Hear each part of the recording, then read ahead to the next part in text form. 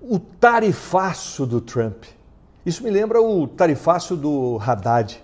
Me lembra também da Martaxa, que é como o Paulo Maluf chamava a prefeita Marta Suplicy aqui em São Paulo.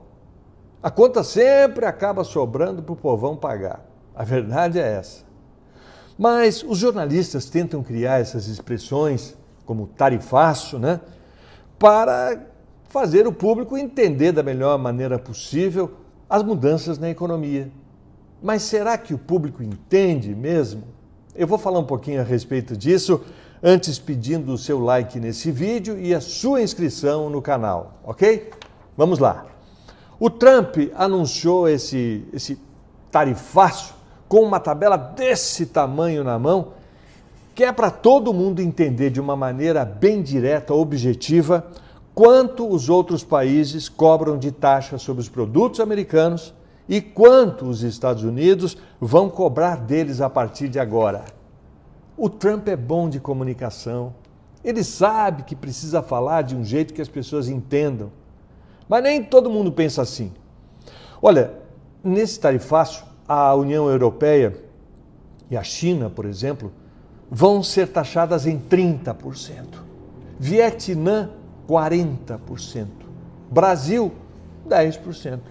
Nós estamos entre os países menos atingidos pelo tarifaço do Trump. Mas como a economia é globalizada, provavelmente isso vai acabar provocando alguns aumentos de preço aqui dentro do nosso país, sabe? É o preço do aço.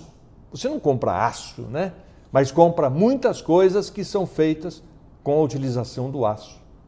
Os automóveis, enfim. Todos os produtos que a gente traz aqui para o Brasil, que vêm lá dos Estados Unidos, que nós importamos de lá, vão sofrer algum tipo de reajuste nos preços. É possível. Mas também é necessário nessa hora ter bom senso e não sair por aí aumentando preços de modo aleatório, como acontecia muito na época da hiperinflação, nos anos 80. Oportunismo não. Tarifaço é manchete em todos os jornais, certo? Mas a verdade é que o noticiário de economia é bem complicado de entender.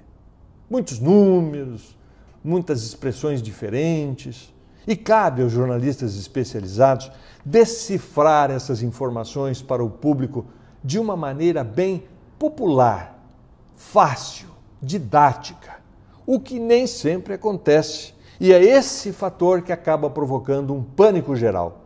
Na dúvida, alguns empresários vão lá e tascam aumento de preço. Espero que isso não aconteça desta vez, porque hoje em dia as informações circulam o tempo todo em todo lugar e as dúvidas que surgem vão sendo tiradas ao vivo, o que é bom. Mas eu lembro muito bem do início dos anos 90, quando Collor assumiu a presidência do Brasil e pôs a Zélia para ser ministra da Economia, ministra da Fazenda. Aí eles foram para a televisão, em rede nacional de rádio e televisão, para explicar os detalhes desse novo pacote econômico que mudava a moeda, que confiscava a poupança dos brasileiros. Olha, o Joelmir Betting e a Lilian Vitfib tiveram que fazer plantão na Globo, assim que durou horas, dias, semanas para explicar e, na verdade, ninguém entendeu muita coisa. Tanto que não deu certo o plano e o Collor acabou caindo.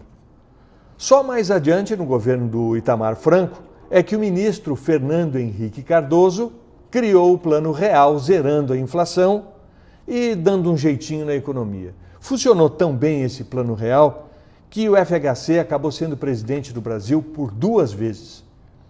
E pegou bem acima de tudo porque foi muito bem explicado, a comunicação do governo funcionou, o povo entendeu e aí comprou a ideia.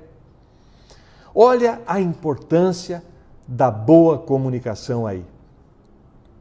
Mas, por muitos anos, o Brasil parava na frente da televisão para ver aquilo que se chamava de pacote.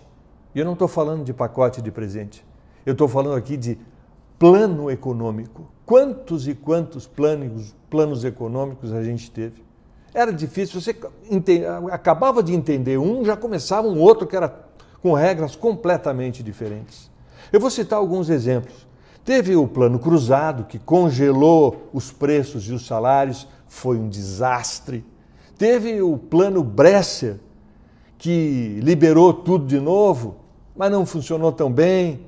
Teve o Plano Verão do Collor, que foi um verdadeiro assalto para o brasileiro que perdeu o seu dinheiro, que estava lá economizando, fazendo seu pé de meia.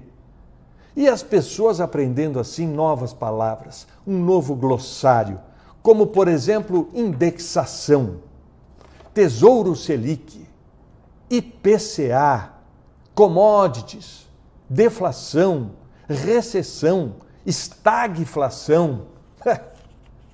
Então agora eu vou te convidar para assistir um trechinho de uma entrevista do nosso ministro, o Fernando Haddad, explicando alguma coisa sobre o momento econômico. Presta atenção.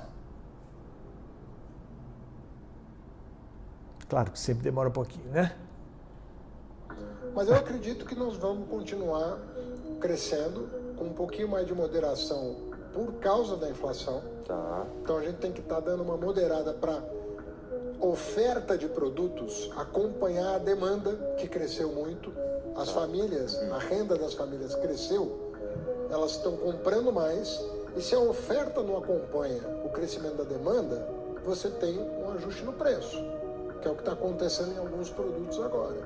Então, essa calibragem, ela é fundamental para você continuar crescendo, mas mantendo a inflação minimamente controlada. Mas eu acredito que nós vamos... Entendeu alguma coisa do que ele falou? O nosso ministro é um professor, né, da USP, é um cara muito bem informado, muito bem qualificado e preparado, mas às vezes eu acho que o Haddad tem que falar um pouquinho mais de uma forma popular, né? Ele não tem o mesmo carisma do Lula e de outros tantos que sabem se comunicar com a população. E esse é um assunto fundamental para todos, economia. Escreva aí nos comentários a sua opinião sobre o embromation geral que acontece nos noticiários econômicos, nesses programas de entrevista com ministros, ex-ministros, etc., com economistas. Vamos torcer para que esse tarifaço do Trump não tenha maiores consequências aqui no Brasil. Não tenha maiores consequências no bolso do povão brasileiro. Vamos torcer. Segura esse tarifaço aí que eu vou encerrando o meu cronicaço aqui, prometendo voltar na próxima oportunidade. Tchau, pessoal!